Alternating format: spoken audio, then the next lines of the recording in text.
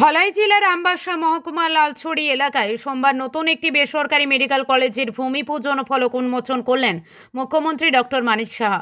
বন্ধন গ্রুপের চেয়ারম্যান তথা ফাউন্ডার চন্দ্রশেখর ঘোষের পিতা এইচপি ঘোষের স্মৃতিতে প্রস্তাবিত এই মেডিকেল কলেজের নাম রাখা হয়েছে HP Ghosh Memorial medical college.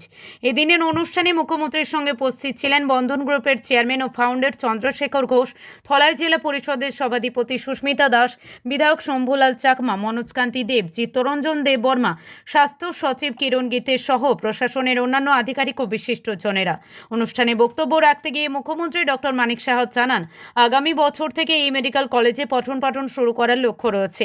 প্রথমে 50 আসনের মেডিকেল কলেজ চালুর পরিকল্পনা থাকলেও বর্তমানে 100 আসন দিয়ে যাত্রা শুরু হবে। আগামী দিনে আসন সংখ্যা বাড়িয়ে 150 থেকে 200 করার পরিকল্পনাও রয়েছে। পাশাপাশি প্যারামেডিক্যাল শিক্ষা, বিভিন্ন বিষয়ে পিজি কোর্স এবং গবেষণার সুযোগও চালু করা হবে বলে জানান তিনি। মুখ্যমন্ত্রী বলেন, প্রায় 20 একর জমির ওপর লালছড়ির প্রাকৃতিক পরিবেশে গড়ে উঠবে এই নান্দনিক মেডিকেল কলেজ ক্যাম্পাস। এখানে আধুনিক থিয়েটার, ক্লাসরুম, ল্যাবরেটরি, জ্ঞানচর্চা ও শিক্ষার জন্য প্রয়োজনীয় সমস্ত পরিকাঠামো গড়ে তোলা হবে। তার দাবি, প্রকৃতি ও আধুনিকতার সমন্বয়ে সঠিক সময়ে সঠিক সিদ্ধান্ত নিয়ে বন্ধন গ্রুপের ফাউন্ডার চন্দ্রশেখর ঘোষ এই উদ্যোগ গ্রহণ করেন। এডিসি এলাকায় মেডিকেল কলেজ স্থাপনের যে প্রতিশ্রুতি দেওয়া হয়েছিল, আজ তা বাস্তব রূপ পেল বলেও উল্লেখ করেন তিনি।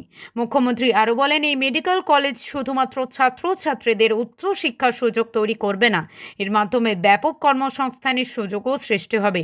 প্রত্যক্ষ ও পরোক্ষভাবে হাজার হাজার বেকার যুবক যুবতীদের কর্মসংস্থানের সম্ভাবনা তৈরি হবে। পাশাপাশি রাজ্যে হোমিওপ্যাথি ও আয়ুর্বেদিক কলেজ গড়ে তোলার কাজও এগিয়ে চলছে বলে জানান তিনি।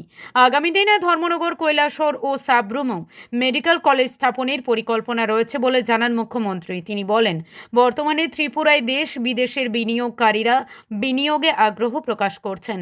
তার আশা, লালছড়িতে গড়ে ওঠা এই HP Ghosh Memorial medical college আগামী দিনে উত্তর পূর্বাঞ্চলের অন্যতম সেরা মেডিকেল কলেজে পরিণত হবে।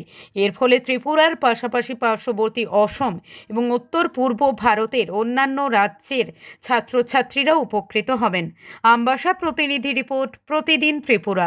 এই আমবাসা ডিস্ট্রিক্ট হসপিটালকে ঘিরে একটা মেডিকেল কলেজ হবে। আজকে কিন্তু সেই স্বপ্ন পূরণ হয়েছে। এখানে মেডিকেল কলেজ সামনের বছর থেকে স্টার্ট করবেন। কাজেই সামনের বছর থেকে যদি শুরু হয়, তাহলে তো আপনি বুঝতেই পারছেন যে বেশি দিন আর নেই। এবং আমাদের এই যে ক্যাম্পাস, সেই ক্যাম্পাসের মধ্যে কিন্তু একটা এডুকেশন হাব হবে। উনি এটাও বলছিলেন যে আগামী দিন এখানে প্যারামেডিক্যাল যে শিক্ষা, সেটাও কিন্তু এখানে উনি শুরু করবেন। এবং আমি আবার বলবো যে প্রকৃতি এবং আধুনিকতার সাথে এই ধরনের একটা জায়গা একদম ঠিক সময়ে সঠিক সিদ্ধান্ত আমি মাননীয় চেয়ারম্যান এবং ফাউন্ডার বন্ধন গ্রুপকে আমি বলবো যে একদম। আর আমি ওনাকে বলেছি, আপনার যে ইতিহাস আমি দেখলাম, যেখানে আপনি হাত দেন সেটা সোনা ফলে। কাজে আপনি এখানে যে হাত দিয়েছেন, আমি নিশ্চিত যে এখানেও আগামী দিন সোনা ফলবে এবং ত্রিপুরা রাজ্যের জন্য একটা গর্বের বিষয় হবে। আমাদের কমিটমেন্ট আছে যে এডিসি এলাকার মধ্যে একটা মেডিকেল কলেজ আমরা করব এবং সেটা কিন্তু আজকে সেটা হতে চলছে, বাস্তবায়িত হচ্ছে। যেমন আমরা কথা বলি, সেই কাজটা কিন্তু আজকে এখানে হচ্ছে। প্রথমে উনি বলছিলেন যে 50 সিটের আসনের MBBS এখানে মেডিকেল কলেজ খুলবে। এবার এসে উনি বলছেন যে না, 50 না, আমি 100 করব।